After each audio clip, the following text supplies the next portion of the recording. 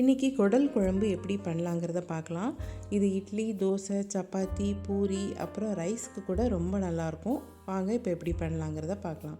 ஒரு குக்கரில் 2 spoon oil எடுத்துக்கோங்க. ஆயில் சூடாகட்டும். அதில் ஒரு பட்டை, 2 கிராம்பு, ஒரு அன்னாசிப்பூ, கொஞ்சமாக கல்பாசி, ஒரு பிரிஞ்சி இலை, 1/2 ஸ்பூன் சோம்பு இதை சேர்த்துட்டு நல்லா செவக்க வறுத்துக்குங்க. அது கூட 2 பெரிய வெங்காயம் சேர்த்துருக்கேன். நல்லா நீல வாக்கில் கட் பண்ணி சேர்த்துக்குங்க. கொஞ்சம் கருவேப்பிலை, 2 பச்சை மிளகாய் சேர்த்துட்டு நல்லா வதக்கிக்கலாம். வெங்காயம் கண்ணாடி பதம் வந்தால் போதும், ரொம்ப ப்ரௌனாலாம் வதக்கணும்னு அவசியம் இல்லை.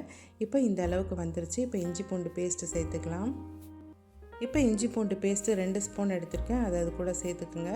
இதையும் பச்சை வாசனை போகிற மாதிரி நல்லா வதக்கிக்கலாம். இப்போ நல்லா வதக்கியாச்சு. இப்போ நம்ம தக்காளி சேர்த்துக்கணும். 2 மீடியம் சைஸ் தக்காளி எடுத்திருக்கேன். நல்லா பழமாக எடுத்திருக்கேன். அதை கட் பண்ணி இது கூட சேர்த்துக்கலாம்.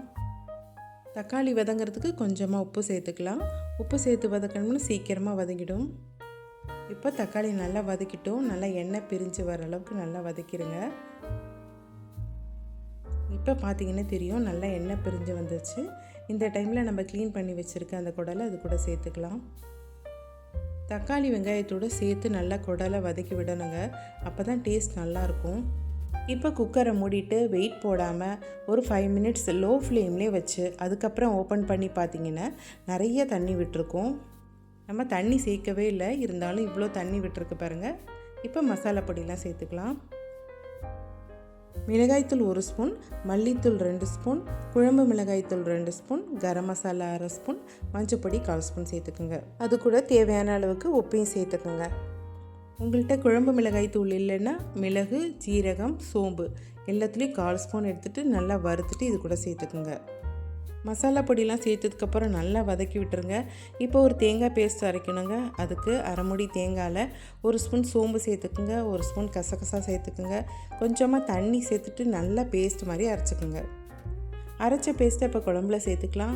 அந்த கிண்ணத்தில் கொஞ்சமாக தண்ணி மிக்ஸ் பண்ணி அதையும் சேர்த்துக்கிறேன். இப்போ முக்கியமான ஒரு பொருள் இதோடு சேர்த்துக்க போகிறோங்க. கடலைப்பருப்பு சேர்த்துக்க போகிறோம். 2 பிடி கடலைப்பருப்பு எடுத்திருக்கேன். அதை நல்லா கழுவிட்டு இது கூட சேர்த்துக்கலாம். சேர்த்ததுக்கப்புறம் குழம்பு நல்லா மிக்ஸ் பண்ணி விடுங்க. குழம்பு இப்போ கெட்டியாக இருந்துச்சுன்னா ஒரு 1/2 டம்ளர் தண்ணி சேர்த்துக்கலாம். தண்ணி சேர்த்து நல்லா மிக்ஸ் பண்ணதுக்கப்புறம் உப்பு காரம்லாம் செக் பண்ணிக்கோங்க.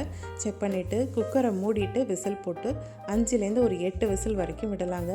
8 விசிலுக்கு அப்புறம் ஓப்பன் பண்ணி பார்த்தீங்கன்னா நல்லா குழம்பு ரெடியாக இருக்கும். குடல் குழம்புனா இந்த அளவுக்கு கெட்டியாக இருந்தால் தாங்க நல்லாயிருக்கும். இப்போ குடல் குழம்பு சூப்பராக ரெடி ஆகிடுச்சு. கடைசியாக மல்லி இலை போட்டு அடுப்பை ஆஃப் பண்ணிவிடுங்க.